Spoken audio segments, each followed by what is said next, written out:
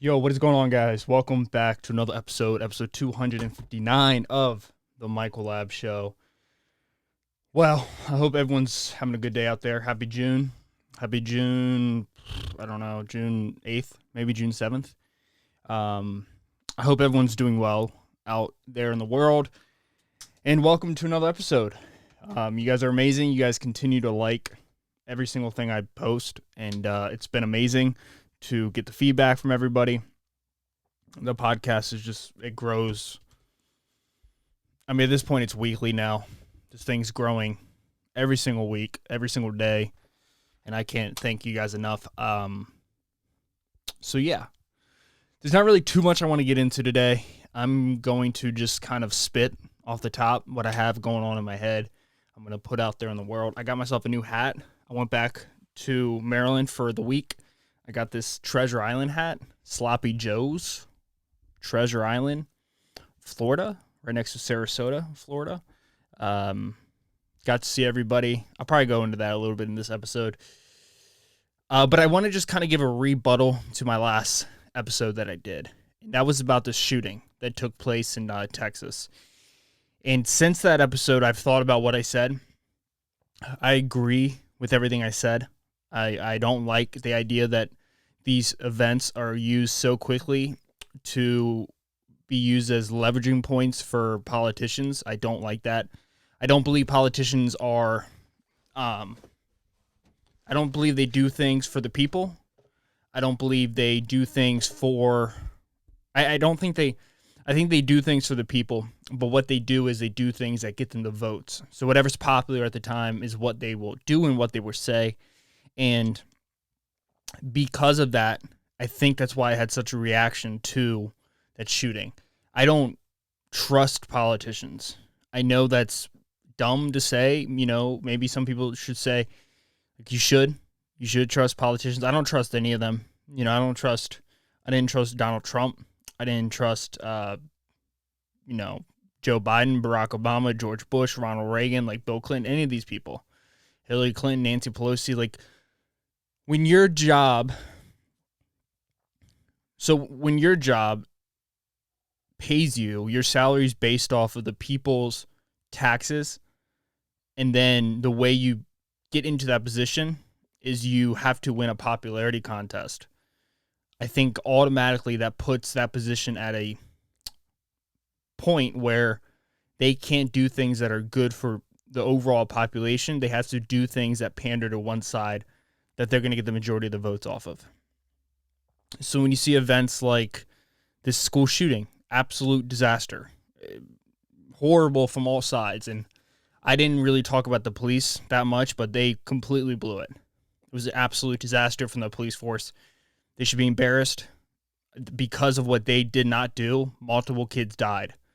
19 kids died. I'm not going to say that they could have saved everybody, but I don't understand. And, this is coming from somebody I was raised by two police officers. My mother and my father were police officers for 25 plus years.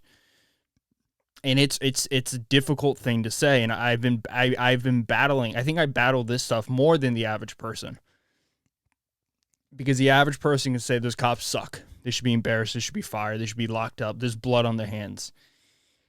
And I agree with that. I think there is blood on their hands. I think they blew it. I think they should be embarrassed. That's what I believe. But at the same time, I still have this weird, devil fighting me inside, because I go, fuck, man, like, if I was a child and my dad went in or my mom went in and got shot and killed, I wouldn't have a father. I wouldn't have a mother. And selfishly speaking, I would rather have my mother at 10 years old. I'd rather have my mother and my father than 19 kids stay alive. And that sounds absolutely horrible. I get it, but that's my mother and my father at 10 years old. So I have this battling thought process, and you can criticize my thought process all you want, but you're not in my position. Like, you don't understand the feelings I have. Like, I feel like I'm pulled on both sides. Those cops were horrible that day, but I want parents. So that whole week was just an absolute, it tore me down the middle, and it sucked. It sucked. Everything about it sucked. And then to watch the news outlets and the media and the journalists just go after, immediately use 19 dead kids' lives for a pedestal to push their legislation through, push their opinions through. Like, I mean, here's the ultimate reality of the situation. This kid woke up that day and he wanted to kill a lot of people. Okay, so killing people in this country is illegal, right? He's already broke one law right there. You can't murder people. That's illegal. Bringing a gun on a gun-free zone is illegal, right? That's against the law. So at like that, right, both of those laws are broken already. So like this idea that we can pass a law to ban assault rifles would save those kids' lives. I don't jive with that. I don't understand it. That doesn't mean I don't believe assault rifles shouldn't be banned. I don't see a point of a person having an assault rifle. Here's what I ultimately believe. This is what I ultimately believe needs to happen. This is just my opinion. Just what I think. I think in order to get a gun, you should be 21 years old. Exceptions: military, hunting. Those are your exceptions. 21 years old. You should have a full-on background check. I can't speak to what I can only speak to what I think I know. I think they do a full federal background check. I'm pretty sure the background checks are legit, but they don't test for mental illness. I think that's something that should be implemented. I do believe that's something that should be addressed. I do think there should be full-on psychiatric screenings before you can purchase a weapon. On top of that, the same way that there's rules with police officers and anybody who holds a weapon, concealed carry or non-concealed carry. There should be laws. Actually, just speaking from police officers, because twice a year my parents have to go get retested for the weapon. I think that should be a law. You should have to go back in, recheck your psychiatric state, recheck your ability to handle a weapon. And then that's what I think they should be taking. Okay? Banning assault rifles, and this is something that is very hard to talk about because it's something that if you bring up, people get a lot of anger, rightfully so. But there was this, the war on drugs was something that started under the Reagan administration. This idea that we can eliminate, if you get caught with a drug, selling a drug, you go to prison. Basically, we can get rid of drugs. We made drugs illegal. What did that do? That created a black market, a dark side of the world of drugs. All these gangs, all these cartels that were doing other things for profit are now going, holy crap, we can do drugs. And once drugs got involved, they built up a military. They didn't just build up a military, they also built up like a whole supply chain of military. And it continued to grow into something that's gotten completely out of control and has disproportionately hurt minorities, specifically black individuals in this country. So this idea that we can just make something illegal and it will go away is complete bullshit. Like, that thinking right there is going to lead to more deaths. Like, that's not the reality of it. That's not the reality of it. The reality of it is there is a serious, serious mental health issue going on in this country right now, and people don't want to hear that. People want to blame the weapon. I understand. It's an easy scapegoat. It makes sense. That kid should not have an assault rifle. I agree with that. I'm not saying that assault rifles should be illegal. I think they should. I don't think they don't have a place in this country. But what I do know is if you ban assault rifles, there's going to be a black market of assault rifles. That's just the reality of it. So you have to take that in consideration when you scream these things that assault rifles are the reason for all these deaths. And they are. The person who is using the weapon is using an assault rifle. That kills people. A handgun could kill people the same, maybe not as many. But this is my opinion. I think people will disagree with me, and that's fine. I'm just a dude who drinks super, super red fruit punch Crystal Light. I think it's much deeper than people want to give credit to. There has been a significant rise in mental illness, depression, anxiety, a lot of different type of psychiatric disorders in this country. And I truly believe, and this is something that's never actually, in my opinion, going to be looked into. I think the rise of social media has caused a rise in mental health crises. Social media is a wonderful tool, but it also creates people. I think it also leads to individuals who are already, being bullied or already on edge, and it emphasizes that, and it makes them hate the world even more, because instead of just being hated at your school or out in the streets, you're also hated 24/7 on your phone. And I think that leads to people becoming spiteful of not just one or two people, but humanity as a whole. And if you get to a place mentally where you're already mentally disturbed, you're probably abused, and then you go, I'm not happy, not because of Billy or Joe or Carrie. I'm not happy because the world is full of humans and I hate humans. You're somebody who is prone to violence. Maybe people have violated you in a violent manner. You're going to make it your goal to kill people. That's what's going to happen. And that's what does happen. It's not a coincidence to me that as social media has gone up in popularity, violence has also gone up in popularity. And there's another side of this, and I don't know how much of this is truly will have an impact. But the coronavirus lockdowns were aggressive. 2 years of having to stay in your home. I know that sounds dumb, and I don't want people to listen to this and be like, Mike, you're avoiding the issue. I mean, what is the issue? Is it the guns or is it the mental illness? Because if you have somebody who is mentally capable and not mentally ill, and you give them an assault rifle, they're not going to go shoot 19 kids. If you give somebody who's mentally ill a knife and they want to kill, they're going to go stab kids to death. Or they're going to get an assault rifle because they can get a bang for their buck. That sounds horrible, but that's the truth.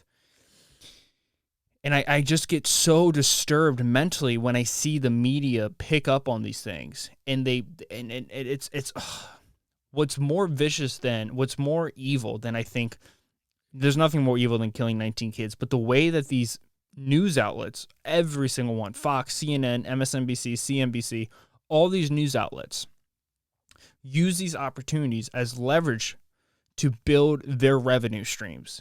That's something that people also don't want to talk about.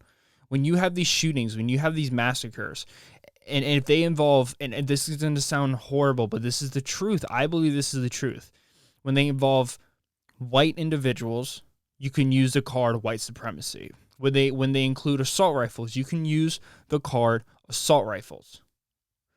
There was two shootings in 2 hospitals in one day on June 1st. I don't think they used assault rifles. So where was the news coverage on that? It wasn't there. It wasn't there because it was handguns. And the cause of killing had a direct motive. The motive was one of the individuals, I believe in, I think it was Tulsa, Oklahoma, which I don't know if it's a coincidence, but that one got news coverage. The one in Dayton didn't get news coverage. The one in Ohio. I don't know if that's a political thing. I don't know why. But one of them, I think in Tulsa, Oklahoma, the cause of death was a direct, the individual wanted to kill the doctor because the doctor who did surgery on them, there was lingering pain. A mentally insane person. Okay. Why didn't those get as much attention? Is it due to the fact that it wasn't kids who got shot? Or maybe it does have something to do that it doesn't, if you talked about that on the news channel, it wouldn't blow up to 1,000 millions and millions of views and millions of clicks. Okay, so why is that an issue? Why can't these companies make money off of tragic events? Me, ethically, I think that's an issue already right there. But second off, the thing that concerns me the most about that is Jordan Peterson said this thing one time, and it has stuck with me and hasn't gone away since I heard it. He said, if you don't believe that evil compares themselves to other evil, then you don't know what you're talking about. You're living a false life. If you don't think these school shooters and these people who are causing massive murderous events, if you don't think they are paying attention to each other and noticing how much attention they get and noticing what they could have done to kill more individuals, then you're insane, because that's what's happening. I think when these shootings happen, they happen in like handfuls and sprees. And I don't want to say this, but I as of right now, until I get my mind changed, This is the reality. This is also what I think is happening. I think every time one of these mass shootings take place, there is a immediate hype. There's immediate tension from everybody across the whole world, not just the news outlets, but from countries across the world and from politicians. And there's a constant cycle. These individuals' names are being used. There's an intention. Fame is something that people want, and just because you want to get famous because you invent, I don't know, something amazing, or because you become an amazing doctor, or because you become an actor. There's people out there who are willing to get famous off of killing other lives. Okay? And I think that has a lot to do with it too. I don't know. But here's what I do know. If you're talking about it and you're giving your opinion and you think that this could be corrected to make the school shooting stop, you're a good person. Okay? So when there's this idea out there that if you're somebody who doesn't believe that they should really mess with the Second Amendment, but you believe this, then you're not a bad person. I've seen so many people have this reaction that if you're against, repealing the Second Amendment, there's blood on your hands.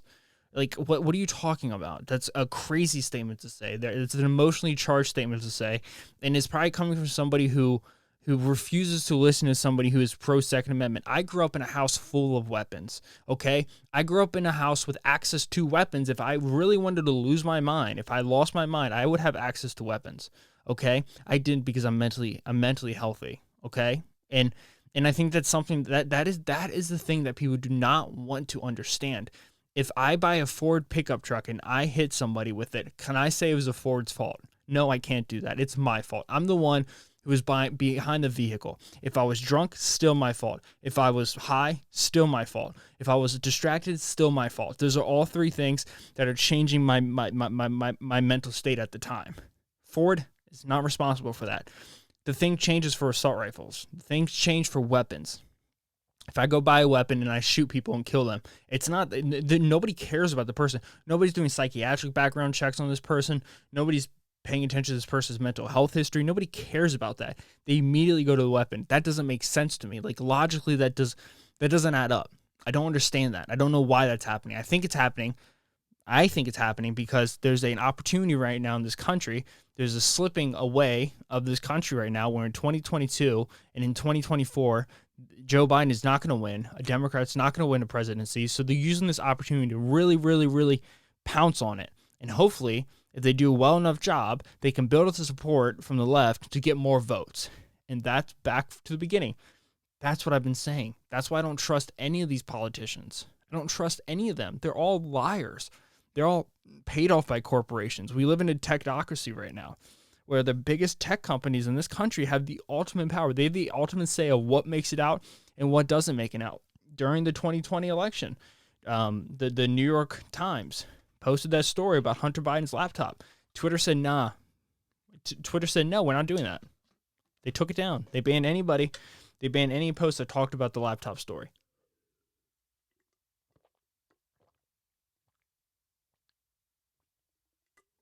And now it's an acceptable thing to talk about. I could put it on my Twitter right now and be totally okay. No one would yell at me.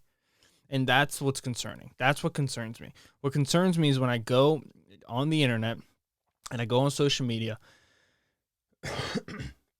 and I see it from both sides.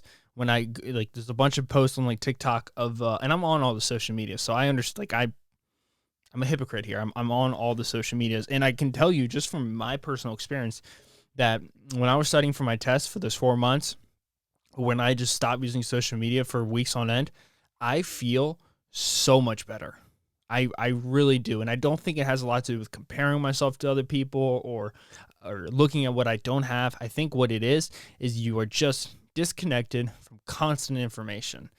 And when you get fed that much information over time, your brain literally gets scrambled. You feel crazy. And when you can just disconnect from that, there's so much information coming in you when you're on social media, colors, words, shapes, action, everything is coming in your way. And you're just kind of reacting. You're reacting. Just like dopamine hits. It's just a reflex. You disconnect from that and you feel so much better. The world feels better. You feel healthier. But I don't know. Like it's very upsetting to see. It's very upsetting because nothing's going to happen.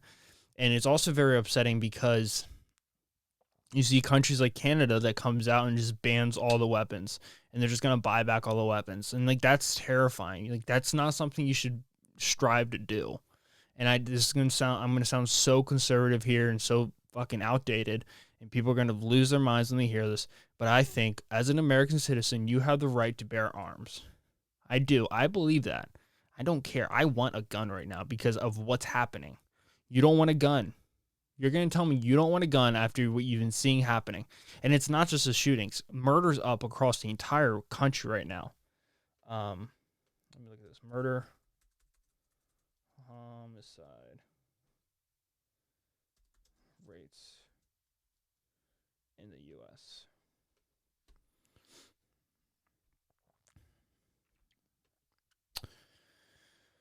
Year over year. That's what I need. I need year over year.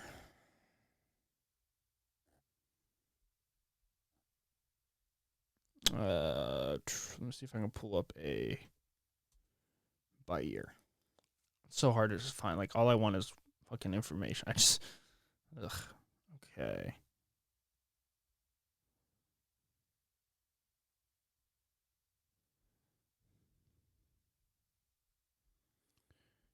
Yeah.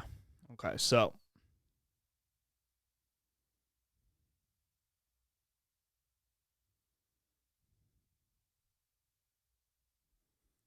I can't find a chart. I'm trying to find one. I'm sorry. But just overall, crime is up in the country. And I know for me personally, like, I want a weapon because I get scared. I don't want to be in a situation where I don't have one. I want to be in a situation when I do have one. I think that's the average person's thought right now. They don't want to be in a situation where they need a gun and they don't have one because they don't think you should have a gun. Like, that's my thing. Everyone who like doesn't think you should be allowed to have guns, they probably need a gun. They probably want a gun. I don't know. It's a complicated matter, and it's holy shit. Sorry about that. It's out of my wheelhouse to talk about, but it's my podcast, so I do talk about it, and I feel like I should talk about it. I'm a person, and I have my beliefs, and I have my thoughts, and they're incomplete at times, and sometimes they don't make sense, but that's okay. That's fine. They say silence is violence, so I don't want to be silent on it. I want to talk because I don't want to hurt somebody. What a joke. Yeah. So I just wanted to give my 2 cents on that. I know the last episode I kind of went in on that. It's pretty much all I talked about. I was pretty aggressive with what I said, and I believe everything I said. I just kind of want to give I wanted to explain what I think could be done to help the situation and explain the bullshit that I'm hearing as well. So that's that. I just want to get into a little bit what I did last weekend. So 2 weekends ago, Taylor and I, we went home for Memorial Day weekend, voice crack, just hit puberty. I think we went Friday, Saturday, Sunday, Monday, and then came back Tuesday. It was a great time. Taylor and I in a part of our relationship right now where, we've been together for almost 6 years. 5 years. November is going to be 6 years, and we have basically lived together since we first started dating, and we've had an apartment now for about 4 months together. And I don't know, people always say things like you should live with your partner first, or living with your partner is super hard. It's so easy. I don't know what kind of relationship you guys have. I don't know what you guys are doing to your partner to make their life hell, but it's not hard. It's so easy. Our days are so simple and so beautiful, and I love every moment of it. And I'm in a situation now, and she's in a situation now where we're both looking for new jobs, right? And, she has opportunities with the remote positions, and I'm going to have opportunities with the remote positions. I'm going to keep door dashing until I can't do it anymore, but I love doing it. It sounds so stupid. But we're door dashing, and then on the weekends we're, wag walking, wag sitting, and it's life is beautiful. And I think that's what makes visiting family so much better, is because life is good. And because we've built this relationship that is it's based off of trust, and it's based off of honesty. Like, that's something that I think is the most important thing you can do um, in a relationship, is you have to be able to communicate. That's number one. If you can't communicate, you're not going to have a relationship. And you have to have the ability to not lie. You can't lie. Lying hurts everything. Hurts you, hurts your partner, hurts the relationship. And honesty is everything. And we have worked so hard on that. I know for me, I was never a liar, and I've always been honest, but sometimes I haven't always said everything I should have said. Or sometimes I say things the wrong way, or, I have really bad ADHD, so sometimes I'm forgetful of what I said. And, you see flaws, but flaws doesn't mean you're a broken person. Flaws just mean you have something to work on, and that's totally fine. So whenever we get these opportunities to go home and see our family, we love it. We love it so much. And I think right now we're in a situation where we can do that. I can stop door dashing for a few days, and I don't have nobody to talk to, nobody to speak to, no boss is going to tell me, hey man, you got to be back at a certain time. Taylor's PTO, and, she puts in time off, and we get to go visit our family. We went there and we had a good time. It's been about a year. We didn't really realize this until Taylor's mom sent us something. But we didn't even realize it, but it's been a year since we lost Riley, and it's wild. It's wild. We always look back at our life and to just see where Taylor and I started to where we are now. It's remarkable. And just to see where we were this time last year, where we just lost Riley, I was going back to school for 2 more. I was getting ready to start my last semester of school. I still didn't have a college degree. She was working. I think she might have been getting a job. I think I might have been in the process of getting her a job. We were living with my mom, my dad, and we had Riley, and then we lost her. And then to see where we are now, where we're considering eventually getting another dog soon. Once one of us can get a remote job, that's what we want to do. To see that we have our own apartment, that we have our own city, that we have our own goals, that she has her own goals, I have my own goals. We're working on something together. We're creating this future for ourselves. That's something that's super valuable. And I think that's the secret to a couple. You need to find a thing that you can grow on your own. And then you need to find a thing that you can grow together as a couple. And you need to be honest every single time there's anything that you feel is weird or that needs to be said. And even though it sucks sometimes, you don't want to say it, you need to say it. But with that being said, going home is so much more fun now because we feel like we have a thing, we feel like we're kind of established. And in doing so, we can kind of just let go of the life that we have here and just enjoy it with family and friends. And that's what we did. We spent time hanging out with my parents. My parents are fucking amazing. I'm blessed to have. The older I get, I start kind of digesting my life.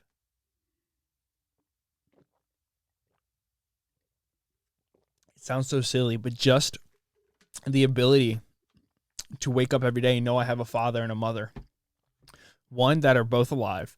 And 2, they still talk to each other. And 3, they still talk to me. And 4, they're still married. That's, I don't ever take that for granted. That's incredible. The fact that I still have that is mind-boggling. And they still love each other too, which is even crazier. After 30 years of marriage, fuck, dude. I'm just kidding. So we went back on Friday. We got there. We hung out. I hung out with the dog, Charlie. We went to the pool. Every time I go back home and I see Charlie, it makes me just really miss Riley, and it makes me really miss not just Riley, but having a dog. Just having somebody to come home to, and they are happy to see you. You're happy to see them. You can pet them. You can talk to them. They don't talk back, obviously. But you can hang out with them, and they make you happy, and you make them happy. And I have a shark right now. I have Duroc, and Duroc's cool, but he's not a dog. And we have animals in the backyard, but we don't have a dog. And we want to get a dog, but we also don't want to get a dog now because it would be disrespectful to the dog. And I've always grown up with dogs that are family dogs. they basically house dogs, right? Where they stay home all day, 7 hours until someone gets home from school, someone gets home from work, and then you let the dog out and you feed them and, you hang out with them, you play with them. They have a beautiful life. Like, they're not angry about the life, but you just don't.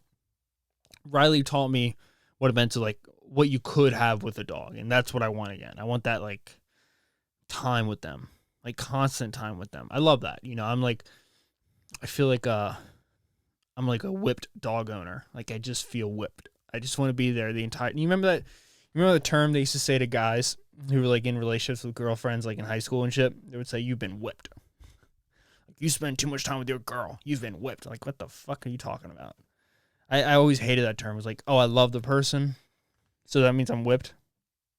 Shut up. Shut the hell up, man. What are you talking about? But it was nice. We spent all day in Annapolis.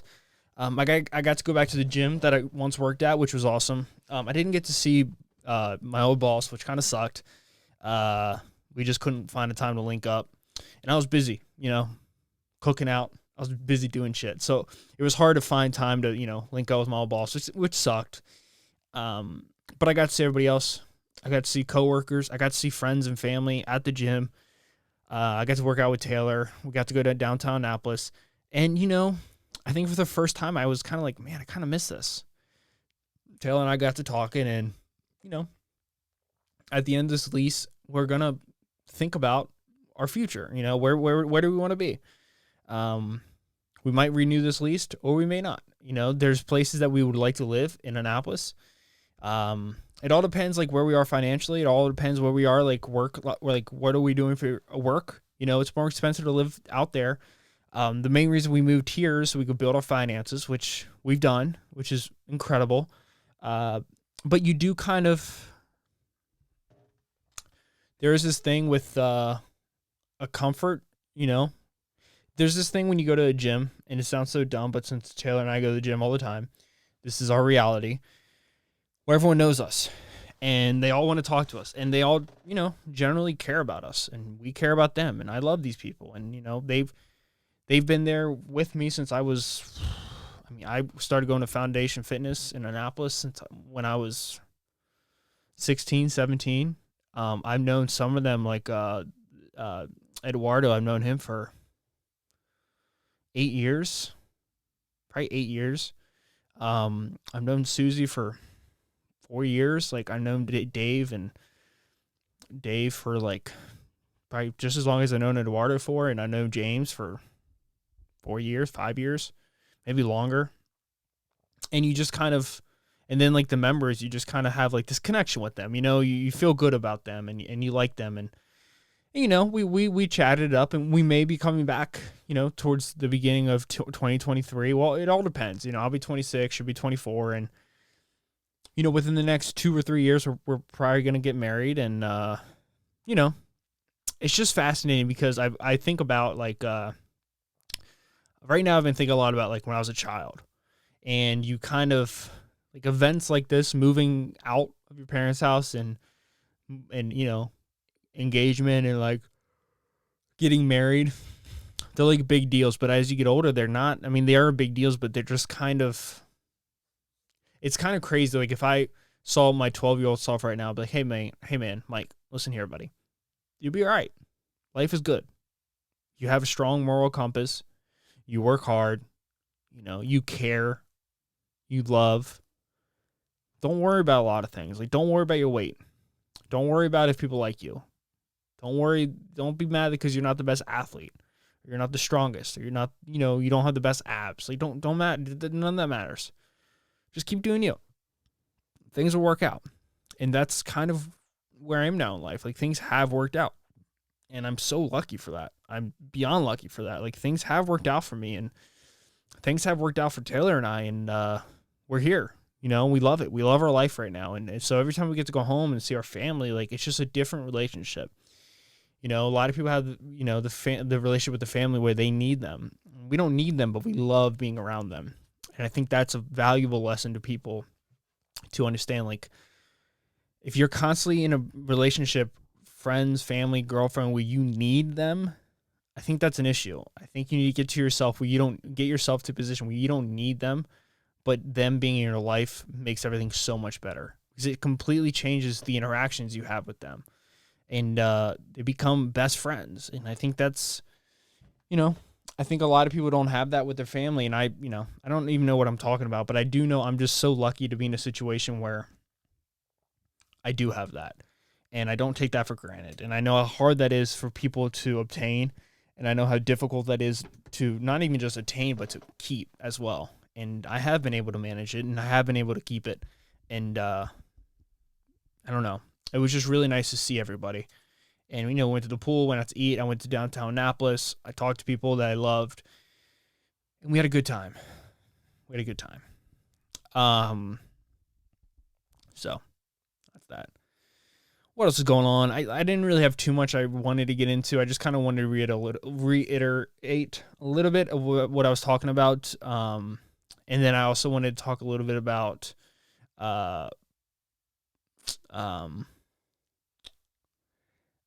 just seeing my family.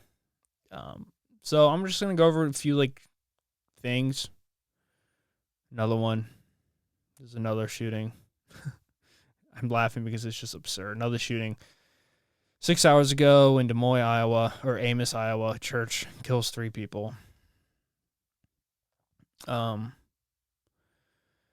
So what else is going on? Researchers says her avatar was sexually assaulted on the Metaverse platform owned by Meta, making her the latest victim of sexual abuse on Meta's platform. Well, that's an issue. A researcher entered the Metaverse wanting to study users' behaviors on Meta's social networking platform Horizon World. But within an hour, she donned her Oculus virtual reality headset, she says.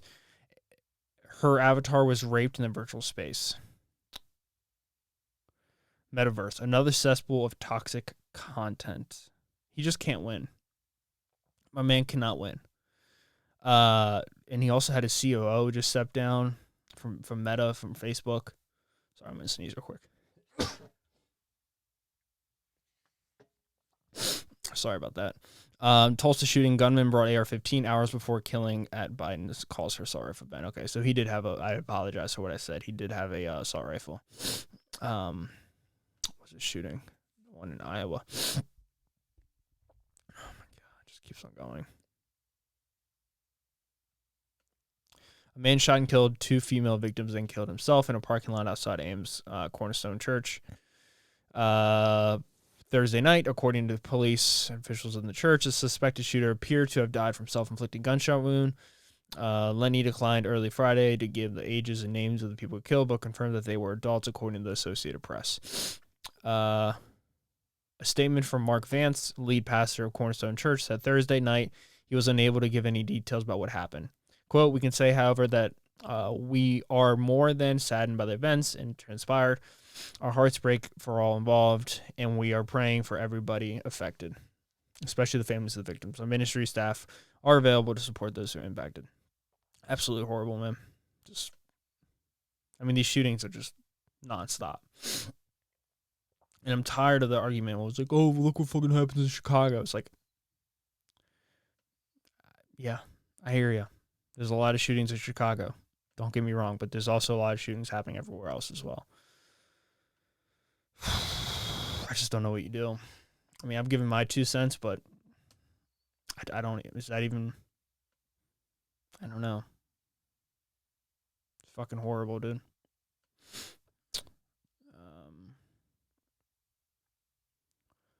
What else?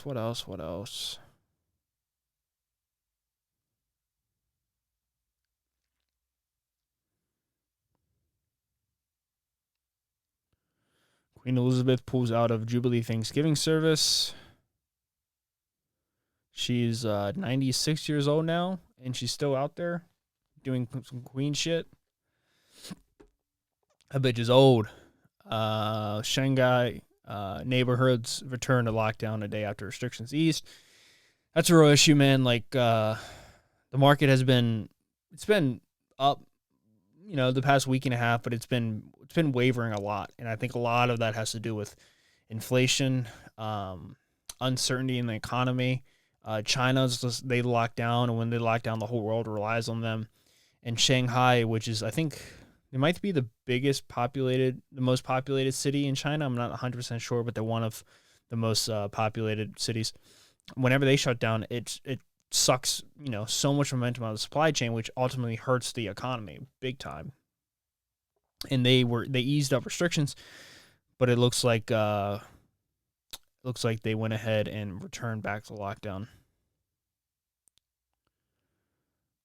Shooting in Edgewater. Oh, that's cool. Back in Maryland. Wonder what place that was. Search for a person who said shot a 26-year-old man, 12 p.m. Fairfax Road. I don't know where that is. Doesn't matter. Graduation plans continue despite Lanham apartment fire. Tesla's cutting 10% of all jobs. Yeah, guys, I don't really have much to get into. I don't want to just kind of go on and on and on. Fucking this monkeypox shit is so annoying. I'm so tired of it. Future COVID-19 booster shots will likely need fresh formulations. COVID's over. Why the fuck are we still talking about it? Now you can get your kids shot. Nope, not like shot with a gun, but like shot with a shot, like a vaccine shot. But yeah, guys, I don't want to keep you guys too long. Just a 40-minute episode a day. Sorry about that. I've just kind of been, I just need a, not really much happened. I was on vacation, so. But hopefully you guys enjoyed the podcast. I'll see you guys next week with another, it's going to be an hour episode. Thank you guys so much for joining me today. Hopefully you liked the podcast. Hopefully you liked the episode, guys. Thank you so much for listening. Peace out. I'll see you guys next week.